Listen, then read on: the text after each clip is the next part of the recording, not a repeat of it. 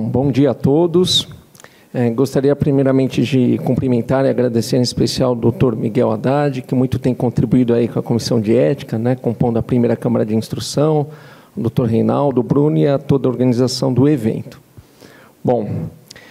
Qual é o escopo objetivo desta explanação? Diante do que os doutores apresentaram, até aproveito para parabenizá-los aí pela exposição. Eu tive uma aula aqui de endodontia, é muito bom, esse conhecimento, a transmissão, a forma como tudo foi explanado. Mas qual é a ideia? Falar sobre os desdobramentos da desinformação, o que o Conselho tem feito em relação a esse tipo de publicidade, enfim, tudo que está fora do âmbito da odontologia. Então, vamos lá. Primeiro, nós vamos falar sobre as normas limitadoras de atuação profissional. Nós sabemos que houve um divisor de águas, principalmente com a ROF, a partir de 2019, com as resoluções CFO 198, 199, 196, principalmente, também falando sobre o antes e o depois. Então, nós sabemos que hoje a desinformação tem realmente dominado as redes sociais e a Comissão de Ética está a par de tudo isso. Nós temos muitos processos éticos instaurados, nós podemos dizer que 80% do que vai para a Comissão de Ética é por conta de uma veiculação de publicidade legal e irregular. E os profissionais, eles sim são condenados. Nós temos até um portal, vou mostrar para todos. Neste exato momento, os conselheiros estão em julgamento, inclusive. Os julgamentos são online, desde quando começou a pandemia até hoje, então veio para ficar.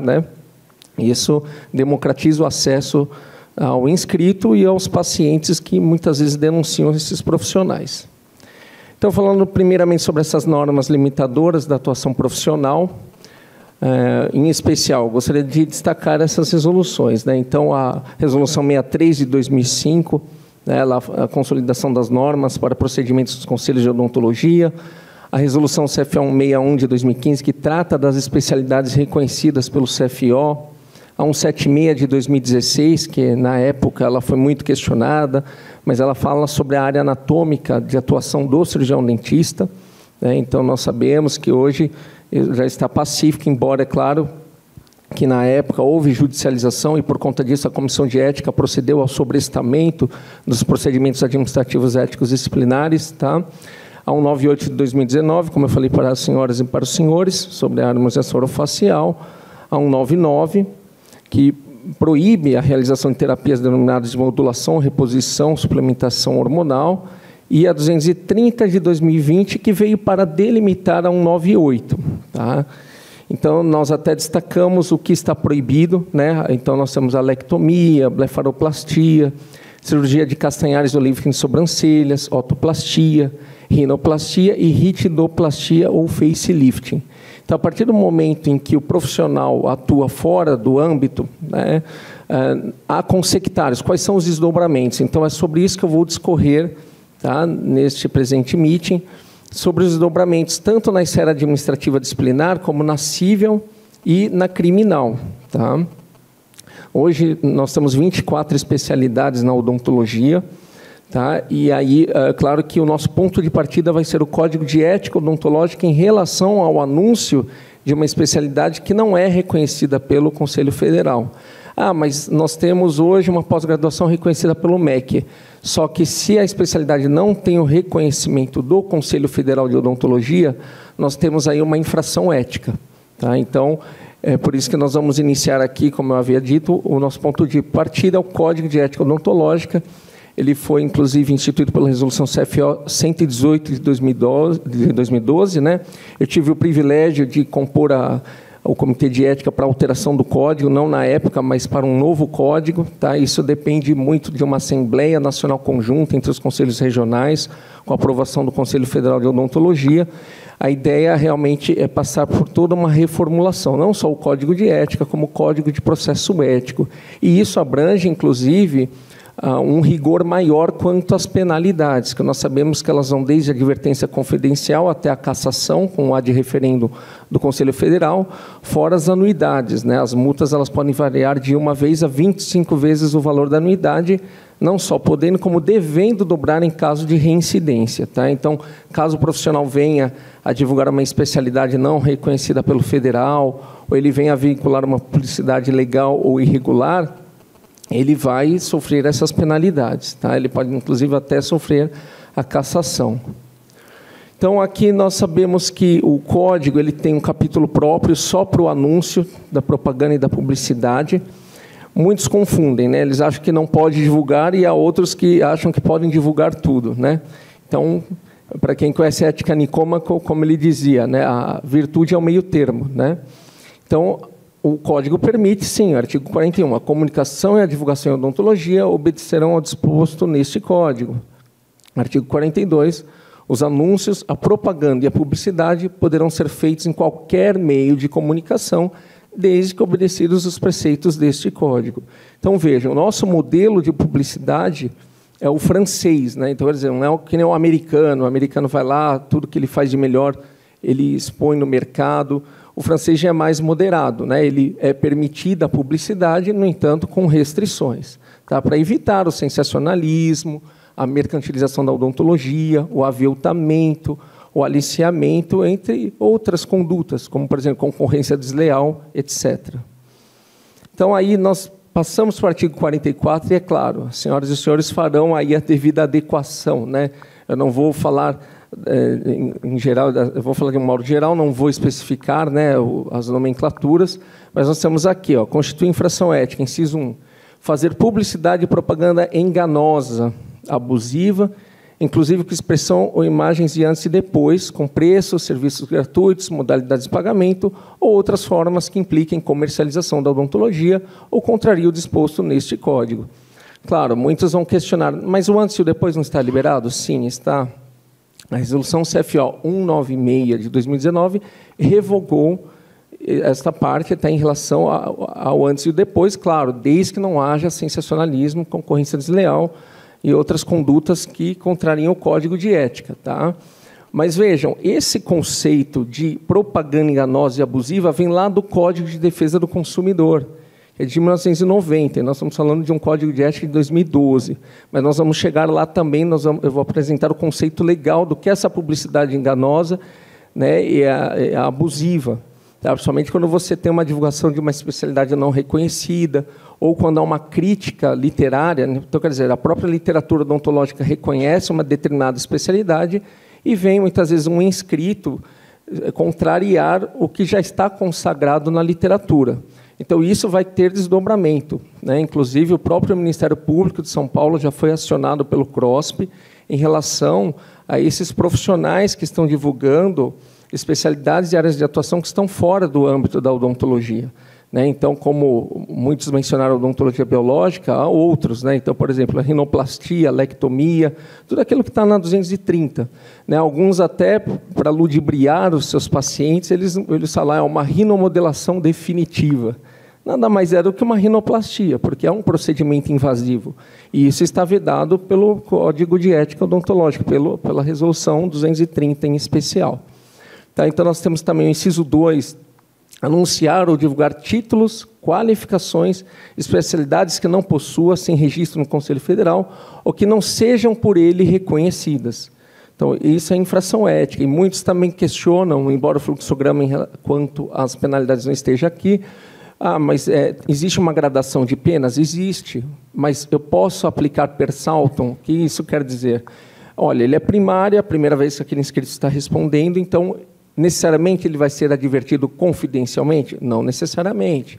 Se aquilo que ele estiver vinculando for de manifesta gravidade, estiver fora do âmbito, ele pode, sim, ser condenado a uma censura pública, a uma suspensão, até a uma cassação. Então, eu não preciso seguir necessariamente essa gradação. Tá? Então, dada a gravidade da situação, e é claro, depois nós vamos até abrir um tópico para falar sobre a efetividade da medida, mas nós vamos apresentar não só os instrumentos que nós temos e as propostas para que haja alteração. Né? Eu vejo que essa iniciativa é excelente desse meeting, né? Que seja o primeiro de muitos, mas essa é a importância da informação, né, para os inscritos e para a sociedade como um todo, e quais os desdobramentos. Né? Porque o Conselho não está aqui só para arrecadar, para fiscalizar, senão não estaríamos aqui. Né?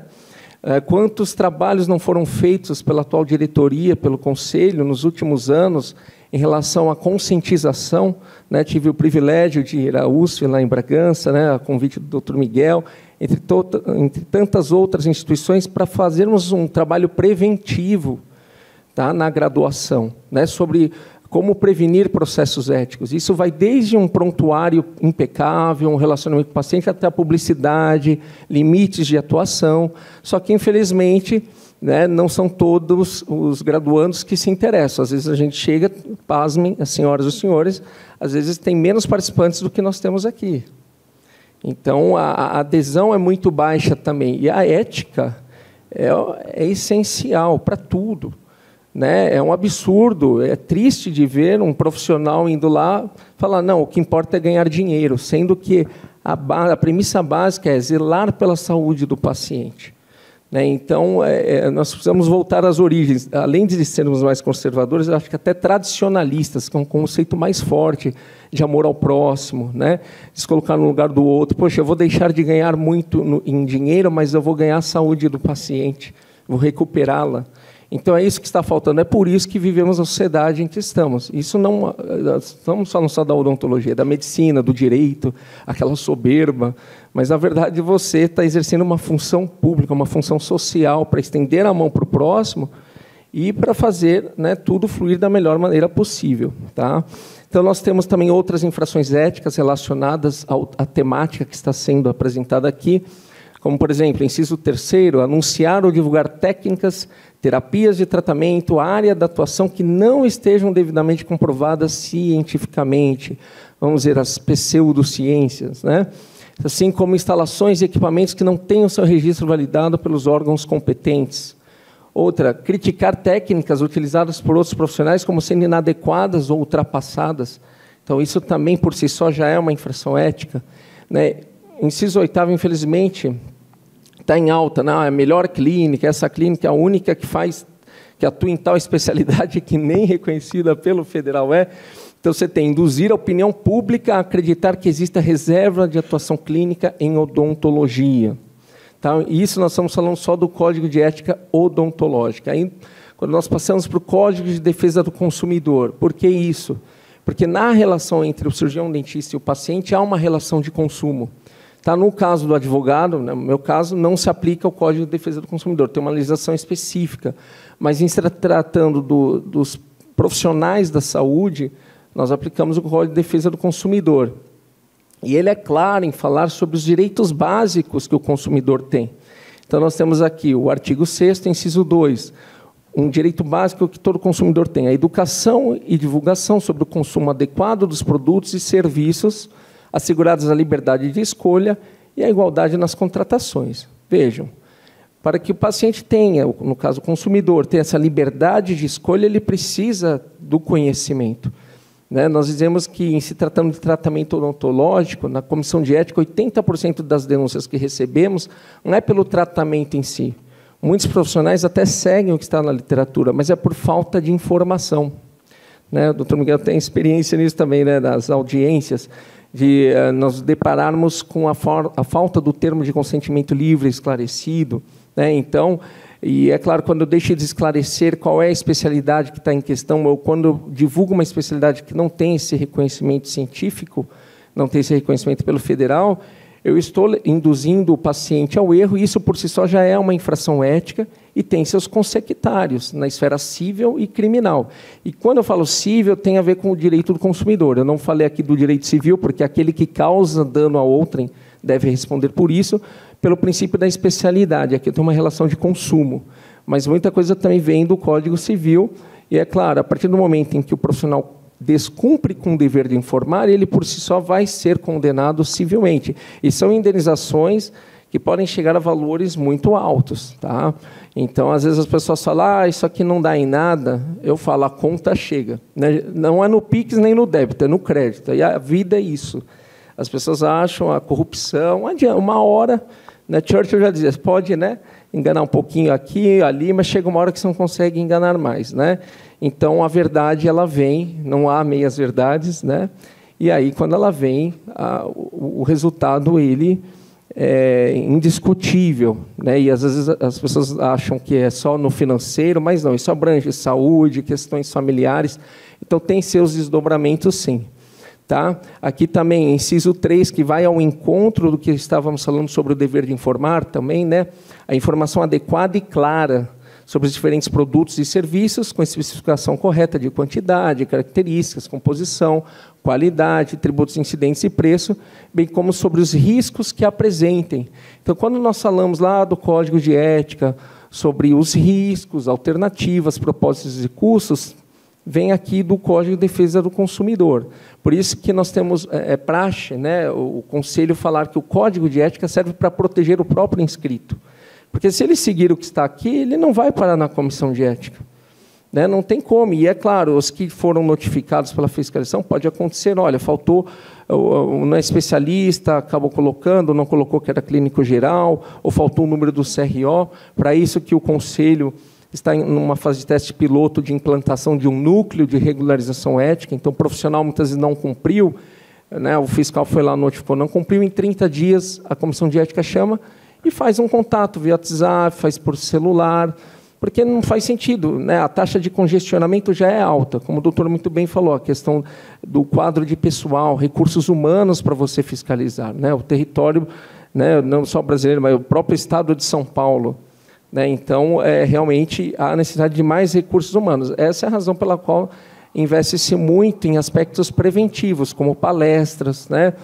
Muitas vezes, também, quando é feita essa convocação para o núcleo, né, há alguns ajustes são feitos, claro, não para os casos mais graves. Por exemplo, se está ali, o profissional está anunciando uma especialidade que não é reconhecida, ele já não vai para o núcleo, né, porque assim fica fácil. Né? O que ele já angariou de pacientes, não, a partir de agora eu não vou mais colocar. E aí não compensa. Né? Então, esses casos mais graves são tratados de outra forma e também vamos chegar lá. Tá? Também temos aqui um direito básico do consumidor, a proteção contra a publicidade enganosa e abusiva, métodos comerciais coercitivos ou desleais, bem como contra práticas e cláusulas abusivas ou impostas no fornecimento de produtos e serviços. Tá? Aqui também a efetiva prevenção e reparação de danos patrimoniais e morais, individuais, coletivos e difusos. Então, muitas vezes o profissional divulga, eu não estou falando só de uma especialidade não reconhecida, de um modo geral, né? Ele cria aquela expectativa, ele promete um resultado, né? Olha, tem o sorriso das estrelas, né? Então, quer dizer, a partir desse momento você está criando uma expectativa no paciente, né? Ou você promete o resultado, se ele não vier, a condenação é certa na justiça. É que não é o escopo aqui, né, nós detalharmos essas jurisprudências, mas a jurisprudência é majoritária, se não quase uníssona em relação a isso. Tá? Porque há quem diga, mas ele também tem conhecimento, mas ele não deixa de ser leigo. Né? Então, por exemplo, um juiz, um advogado, ele é leigo, eu sou leigo, eu estou há 8 anos e meio no conselho, mas eu sou leigo, eu não sou odontólogo, não sou cirurgião dentista, sou advogado. Então, eu sou vulnerável do ponto de vista técnico e hipossuficiente. O paciente é hipossuficiente porque ele não tem os meios de prova, embora, é claro, a gente saiba que os dados se referem a ele, mas o prontuário é do cirurgião dentista. Por isso que, na relação de consumo, o juiz inverte o ônus da prova. Tá? Então, aqui nós temos o conceito legal do que é propaganda abusiva e do que é propaganda, né, enganosa. Então, nós temos aqui o artigo 37 do CDC, ele diz, é proibida toda publicidade enganosa ou abusiva. Aí nós temos aqui o parágrafo 1º dizendo, é enganosa qualquer modalidade de informação ou comunicação de caráter publicitário, inteira ou parcialmente falsa, ou por qualquer outro modo, mesmo por omissão, capaz de induzir em erro o consumidor a respeito da natureza, características, qualidade, quantidade, propriedades, origem, preço, e quaisquer, desculpem aqui, tem um erro aqui de digitação, e quaisquer outros dados sobre produtos e serviços. Então, vejam, aí entramos na desinformação. Né? Muitos acham, mas não dá em nada. Como eu falei, são esferas, ainda que relativamente independentes. Tá? Então, muitas vezes, o inscrito foi absolvido no cível. Não significa que ele vai ser absolvido na comissão de ética, e vice-versa. Salvo alguns casos excepcionais que a lei elenca. Por exemplo, lá no criminal, de repente, não foi nem comprovado o fato, ele nem sequer existiu. O juiz criminal vai lá e fala, não, o fato não existiu. O atendimento odontológico, eu não tenho provas, não tenho nada, não tenho prontuário, paciente, não tenho nada, imagem de câmeras que ele esteve lá no consultório, na clínica. Então, não tem como a comissão de ética falar, não, mas para nós o fato existiu. A não ser que revolva as provas, mande para o juiz, mas o juiz pode olhar e falar, não, mas já transitou em julgado. O STJ, ele realmente... ele tem entendido dessa forma, ele tem dado uma voz muito ativa ao ou à paciente, enfim, né, que se sentiu lesada em relação a isso. Só que assim, a comissão de ética é firme nesse sentido, né? Na dúvida, né, in dubio pro réu. Isso aí, na dúvida, absolve-se. A não ser, é claro, que tenha outros elementos, né? Porque realmente, como que eu vou dizer se houve culpa ou não? Na dúvida, você absolve. Ah, mas então por que instaurou? Então, duas coisas distintas. Na dúvida, para instaurar, eu instauro porque in dubio pro società, né? Que nem na hora de pronunciar um réu que vai ao tribunal do júri. Olha, eu não sei se ele cometeu ou não, mas, na dúvida, eu vou pronunciá-lo, tá? Diante das provas aqui, vou levar para o júri. Mas existe a possibilidade, não, mas, na dúvida, na hora de condenar, eu vou absolvê-lo. Tá? E, realmente, fica a palavra de uma pessoa contra a outra. E o que a gente também se preocupa em relação a isso, né, no tratamento com o paciente, é que, assim, infelizmente, nós estamos vivendo essa era da industrialização dos danos morais. Né? Antigamente falava-se muito em advogado de porta de cadeia, hoje é de porta de consultório, né, de clínica, infelizmente. Então, eles ficam ali só esperando. Nós temos, inclusive, desde setembro de 2021, um núcleo de conciliação e mediação para casos envolvendo pacientes e cirurgiões dentistas, inclusive até questão de assédio. E eu acho que realmente merece uma regulamentação no sentido de você poder filmar o ambiente, colocar ali, sorria, você está sendo filmado, que é uma proteção para todos. Eu sei, não por experiência clínica, porque não sou odontólogo, mas por colegas que acompanham a auditoria odontológica, que fazem parte do conselho, que é até normal, às vezes, esbarrar, tá ali no equipo, resvalar, acaba tendo esse contato, mas, enfim, claro que o objetivo aqui é falar do anúncio de especialidades e tudo mais, o que está fora, a desinformação, mas a gente também não pode ignorar as outras infrações. Eu acho que é importante, sim, ter um trabalho aí de conscientização, por exemplo, o doutor ter o cuidado de ter uma ASB, acompanhando, eu acho que isso é importante, porque fica a palavra de um contra do outro. A gente não pode duvidar, falar, não existiu, mas também não pode afirmar. Por isso que entra aquela questão, na dúvida, absolve-se. Então, esse é um entendimento da Comissão de Ética. Infelizmente, o que nós temos visto aí é uma crítica. Eu acho assim, a liberdade de expressão ela tem que ser mantida, mas é uma crítica geral, assim, não só ao judiciário, mas como a sociedade como um todo. Às vezes as pessoas acabam julgando de acordo com a ideologia delas. E não é por aí. Eu acho que, independentemente se é da direita, da esquerda, do centro, seja lá o que for, nós temos que ser imparciais. Imparcialidade não existe. Existe uma diferença entre neutralidade e imparcialidade. Neutralidade não existe mesmo, mas imparcialidade é possível. Como eu procuro ser, se meu filho fizer coisa errada, o outro está certo e acabou. Não tem, mas é meu filho, é meu amigo. É por isso que o mundo está do jeito que está. A base está aqui, na ética. Então, isso envolve uma publicidade, um assédio. Poxa vida, podia ser a filha de um amigo meu, podia ser minha filha. Então, o profissional pensar, poxa, não teve o consentimento. Eu estou ali, eu sou profissional, eu tenho que fazer meu trabalho e acabou. Então, assim, de ter essa empatia, é um ser humano que está ali. Então, é isso que está faltando. E aí a gente acaba, por isso que eu falo, quando você deixa de ter amor ao próximo, você vai publicar uma especialidade que não existe, você vai querer ganhar dinheiro, você vai assediar moral ou sexualmente alguém que não quer nada com você. Então, se você tiver um pouco de empatia, olhar que é um ser humano que está ali, nada disso vai ter. Então, como resumindo aqui, amarás o teu Deus acima de todas as coisas, amarás o teu próximo como a ti mesmo. Resumiu, você não tem briga de trânsito, você não tem processo judicial. Eu sei que aí muitos advogados, a gente vai ficar sem trabalho, mas não, tem outros meios, a comunicação, como a gente aprende lá no Krav Maga, seja bom o suficiente para evitar o conflito. A gente não quer o conflito, é a última ratio. Então, a gente não tem prazer em chamar a comissão de ética para isso. Mas há profissionais e profissionais, doutor? Infelizmente, tem uns que não vão dormir porque, nossa, eu não coloquei o número do CRO no meu Facebook e fui notificado por isso.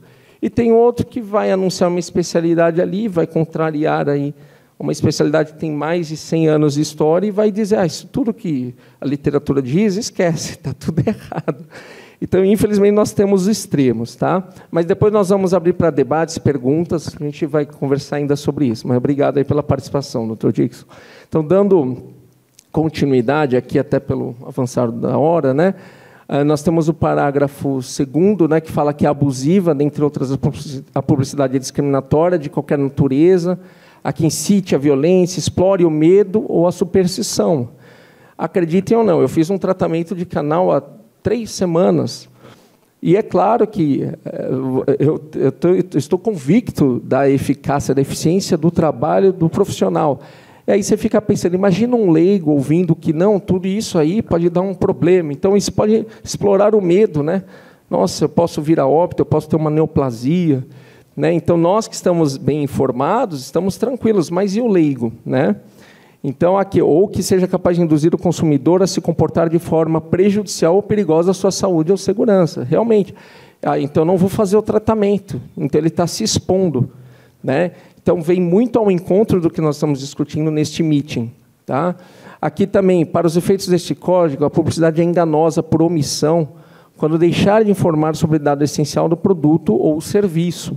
Tá? Então, volto a dizer, o Código de Ética ele vem e extrai esses conceitos do Código de Defesa do Consumidor. Então, é o que a gente fala da teoria do diálogo das fontes. Né? A gente tem que ter uma visão ampla de tudo, do Código de Ética, do Código de Defesa do Consumidor e do Código Penal. Tá? O Código Penal é de 1940, mas ele sofreu inúmeras atualizações. Tá? Vamos dizer que aquele só mantém uma data de início, mas ele está sendo cada vez mais atualizado, né? Porque o ser humano, ainda mais o brasileiro, é bastante criativo, né? Então, aí o legislador tem que criar novas figuras típicas. Tá? Então, o que acontece? Inclusive, também tive a honra, o privilégio de compor, né, a equipe jurídica que levou ao conhecimento do Ministério Público esse requerimento de providências, tá, envolvendo essas especialidades, supostas especialidades que foram citadas, enfim, procedimentos que estão fora do âmbito, para que agisse. E, na nossa capitulação, nós falamos sobre o exercício ilegal. Né? Então, nós temos o artigo 282 do Código Penal. Claro que, volto a dizer, algumas coisas não foram alteradas, né? Por isso que nós temos aqui exercício ilegal da medicina, arte dentária, até como arte dentária, né? Mas a odontologia ou farmacêutica. Então, exercer, ainda que a título gratuito, a profissão de médico, dentista ou farmacêutico, sem autorização legal ou excedendo os limites. Então, vejam, muitas vezes ele está exercendo, tem inscrição no CRO, né, se graduou, se formou, mas excedeu os limites, exercício ilegal. Tá? Então, mas só isso, detenção de 6 meses a 2 anos, é de menor potencial ofensivo, aí vai lá, faz uma transação com o Ministério Público, mas é como eu falei, tem toda uma gradação nisso. Poxa, ele é reincidente, já não vai ter alguns privilégios processuais, vai responder na ética, civilmente também, né, que é onde dizem que a parte mais sensível do corpo humano é o bolso. Né? Então, daí o projeto de aumentar, né, a multa das anuidades, porque não é justo. Né? Quer dizer, o bom profissional está exercendo uma boa odontologia, para muitas clínicas e profissionais é como se fosse pagar uma taxa para continuar exercendo atividade de forma ilegal. Então, é por isso que a Comissão de Ética tem batido de frente em relação a isso, e eu vou falar em especial sobre a suspensão cautelar. É um tema polêmico, mas eu acho importante, é por isso mesmo que nós vamos falar sobre eles, né? Sobre esses assuntos. Aqui também, se o crime é praticado com fim de lucro, aplica-se também multa, aí o juiz vai verificar a condição financeira, né, do apenado. Temos aí a questão do charlatanismo e do curandeirismo. Tá? A diferença é que no charlatanismo, o profissional ele até tem meios científicos do qual ele dispõe, né, para ludibriar o paciente. Né? Então, inculcar ou anunciar cura por meio secreto ou infalível. Então, tem uma especialidade ali não reconhecida pelo Conselho Federal de Odontologia, digo que esse meio de cura é infalível. Tá? Então, embora não tenha nada na literatura que comprove.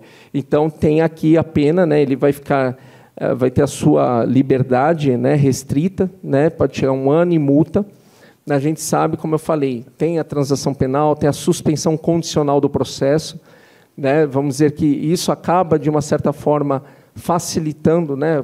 O profissional vai falar, mas é só essa pena, mas há outras esferas e há um projeto para que isso seja combatido, alterado. Tá? Mas aí é aquilo, nós temos que atuar dentro, né, do que o Código diz. Né?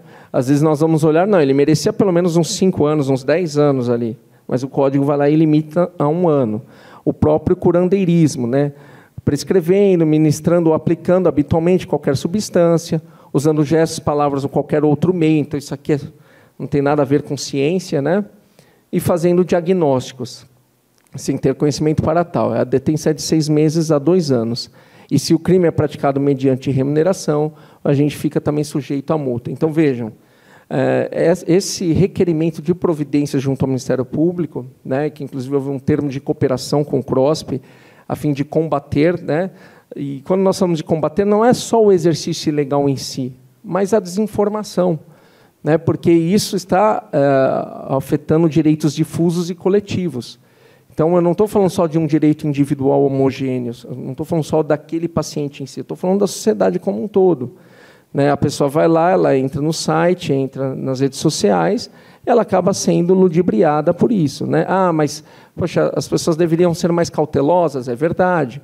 Só que não é por isso que o paciente deixou de ser vulnerável e hipossuficiente. Então, o código, não só o código, os códigos vêm justamente para protegê-lo. Tá?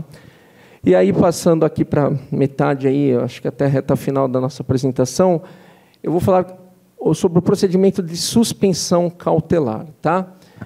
Mas, basicamente, esse procedimento ele se diferencia do processo ético. Tá?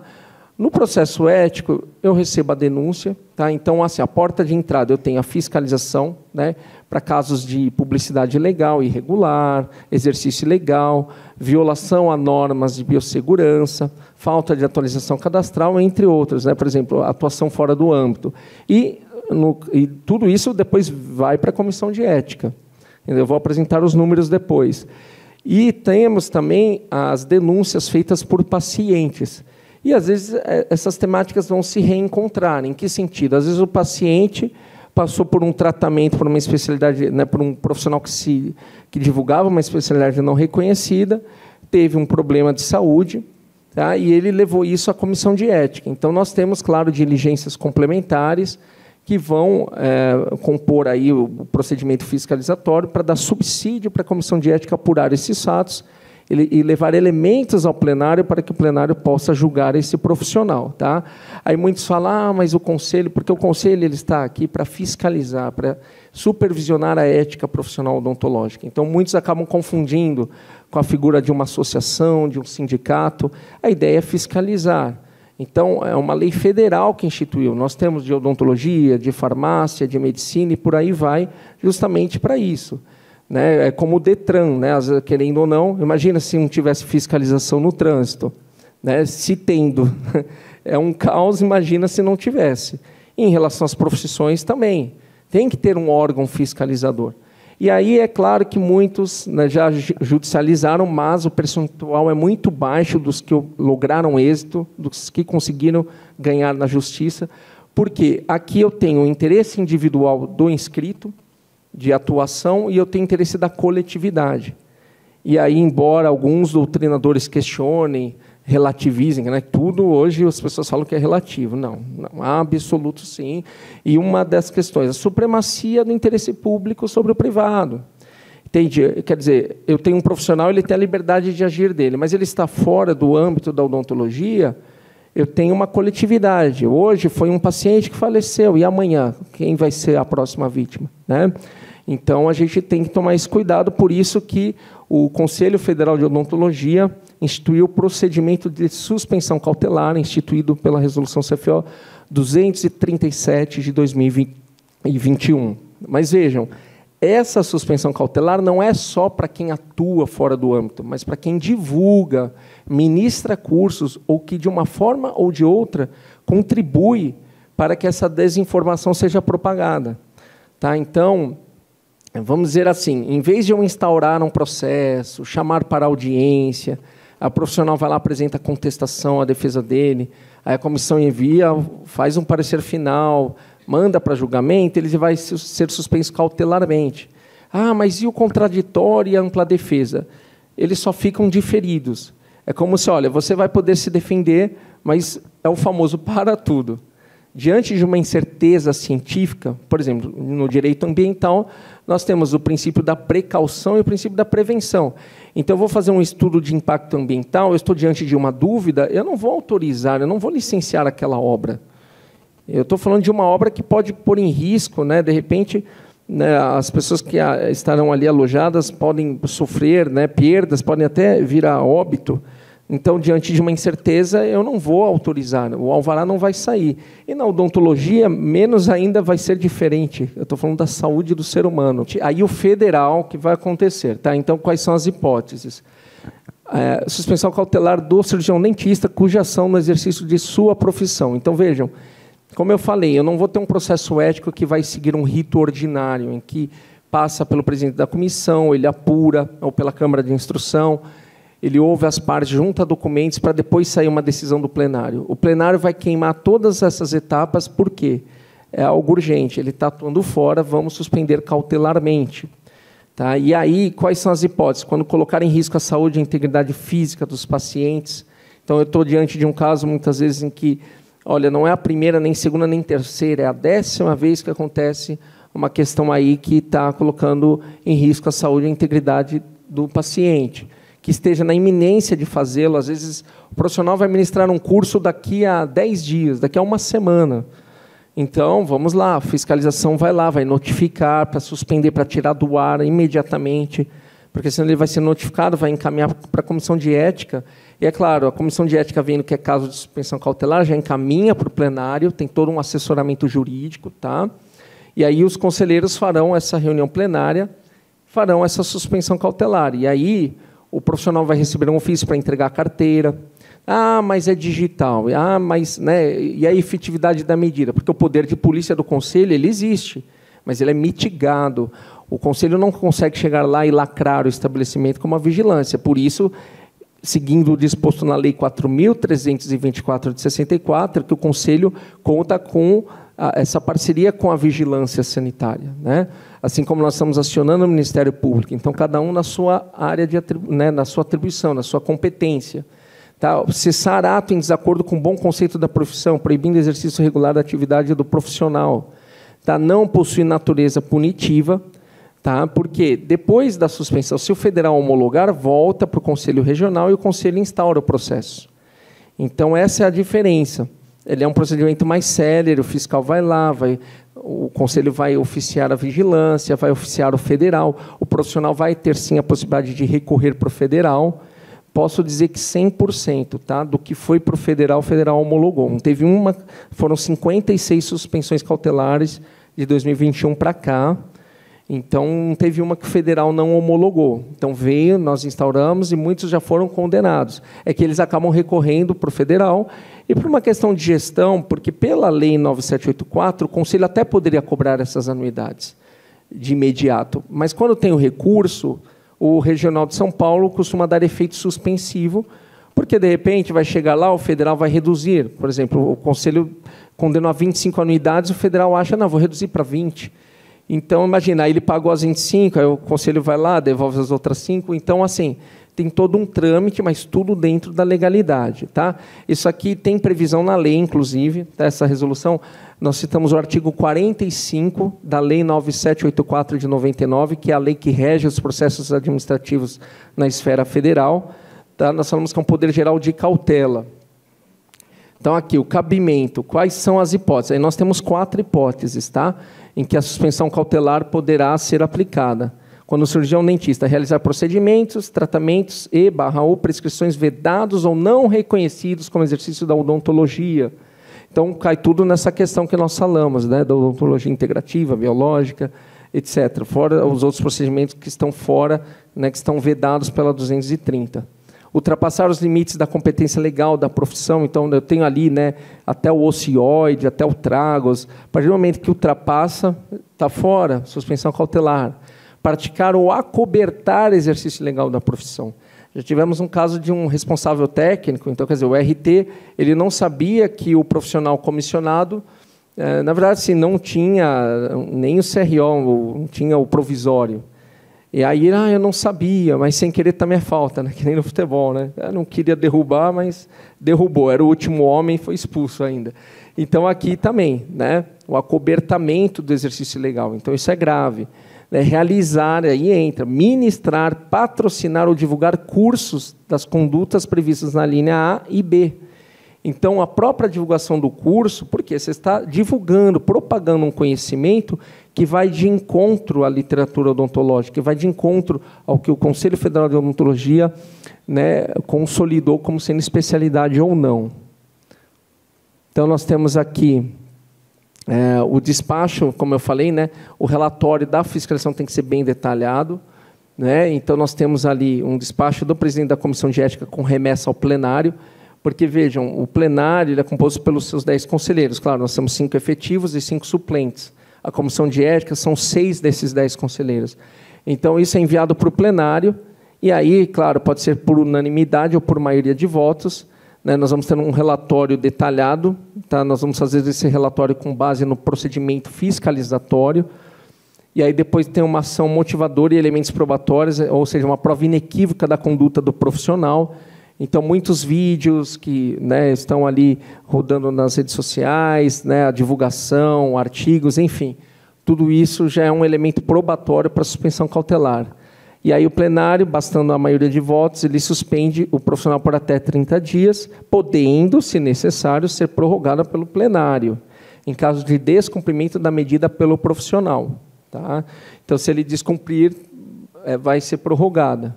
Tá? Aqui, o despacho do presidente do Conselho, aí sim, quais são os desdobramentos? Remessa à Comissão de Ética para elaboração de parecer inicial. Então, quando o federal homologa, de fato, essa suspensão cautelar é devida, instaura-se um processo, o profissional é intimado para entregar a sua carteira junto ao Conselho, que a reterá enquanto durar os efeitos da medida, e a vigilância sanitária local será intimada. Tá? E aí sim, depois as senhoras e os senhores terão acesso no site do Conselho, tem uma publicação do edital resumido dessa suspensão, só que para preservar também o profissional, porque ele não foi condenado definitivamente, só as iniciais dele, não vai ter nome nem número do CRO. Tá? É feita essa comunicação ao Conselho Federal, e aí o profissional terá a chance de recorrer em até 15 dias a contar dessa comunicação, e a diretoria do Conselho Federal vai apreciar esse recurso, e aí terá um parecer da Procuradoria Jurídica. Como eu falei, 100% dos casos, a Procuradoria Jurídica do Federal homologou, voltou para a ética e foi instaurado o processo. Tá? E vejam, na primeira reunião imediatamente posterior ao seu protocolo, dada a urgência da medida. Tá? E pensando tanto no profissional, porque também não dá, ele vai ficar ad eternum ali sem exercer atividade, não dá.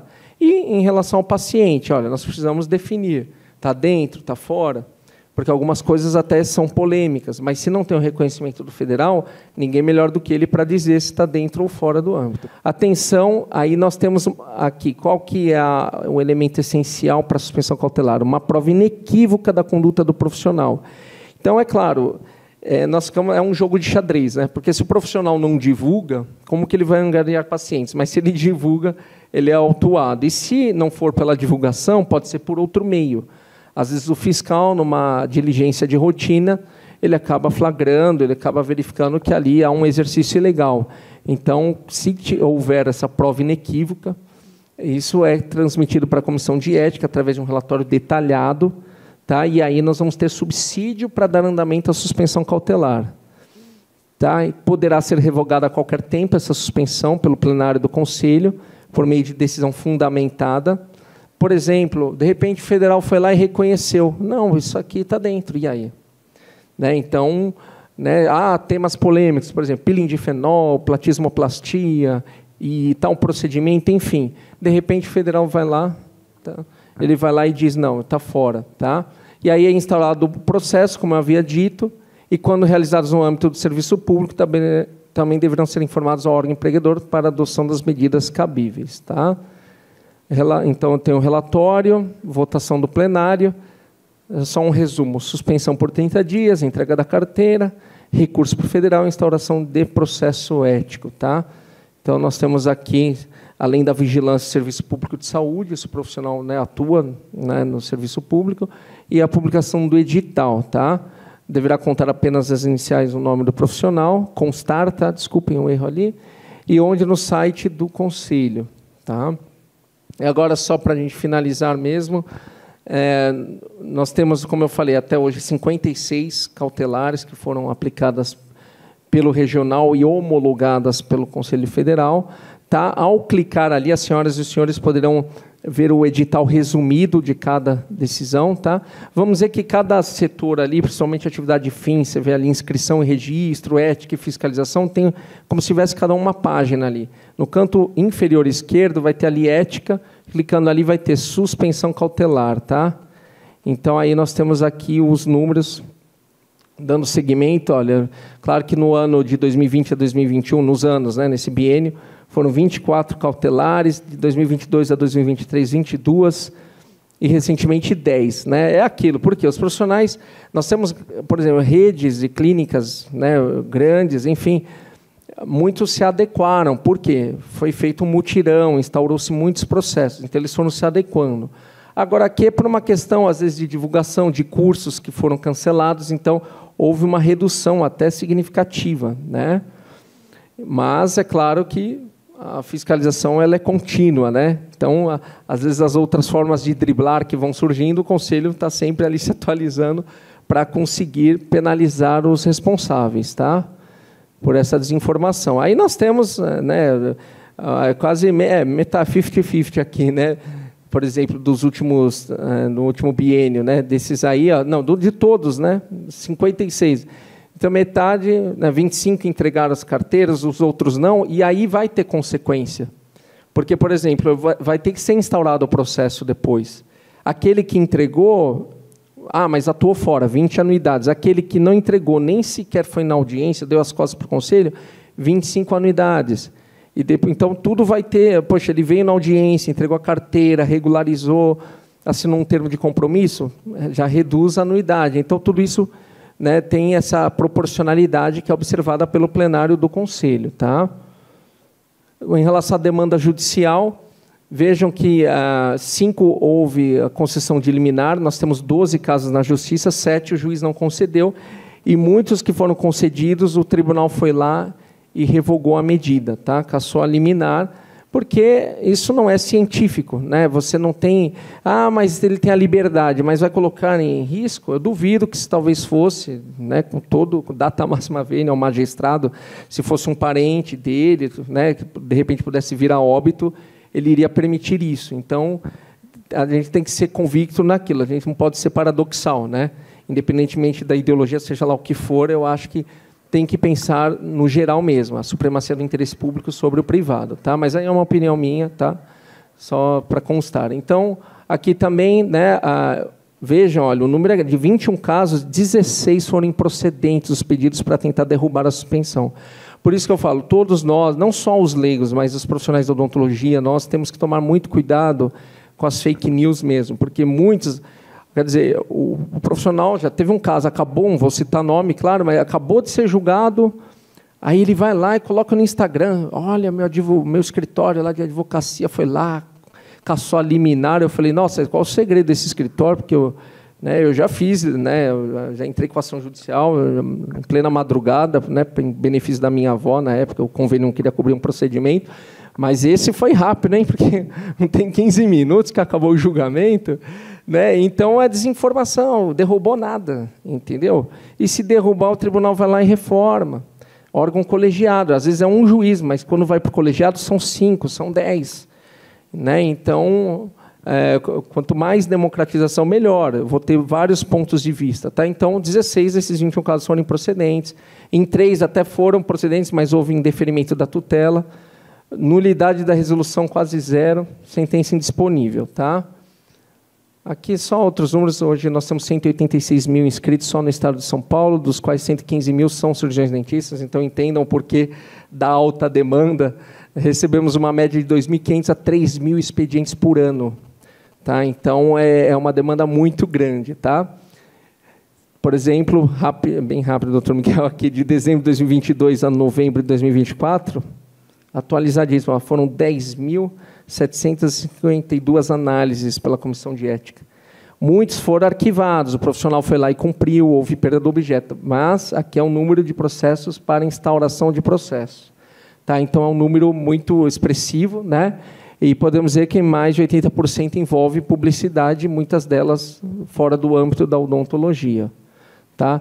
Claro que a Comissão de Ética também primou por instaurar esses processos. Vejamos que a publicidade vem em segundo lugar, né, depois do tratamento odontológico, mas temos ali 15%, né, com o tratamento fora do âmbito. Então, tudo é organizado dessa forma. Tem a ordem cronológica, mas os casos urgentes, obviamente, eles têm prioridade. Tá? Multa, tivemos muitas, né? Foram raros os casos de absolvição. Tá? E aqui, ética em números, só isso do exercício de 2023, né, que já tivemos o fechamento do ano. Foram 22 suspensões cautelares, número de julgamentos 194, audiências, quase 300 audiências durante o ano. Então, a demanda é grande, como eu havia dito. Fizemos até um comparativo dos terceiros trimestres dos últimos 3 anos. Né? Então, aqui nós temos um aumento. Né? Claro que aqui houve uma pequena redução, mas temos as análises. Vejam que em 2022 tínhamos quase 5.000 expedientes para analisar, né? E muitos deles envolvendo publicidade. Depois, com o mutirão, reduzimos para 1.200, hoje 228. Então, vamos dizer que o desafio agora é outro, né? É o núcleo de regularização ética e os casos de suspensão e os mais urgentes possíveis, tá bom?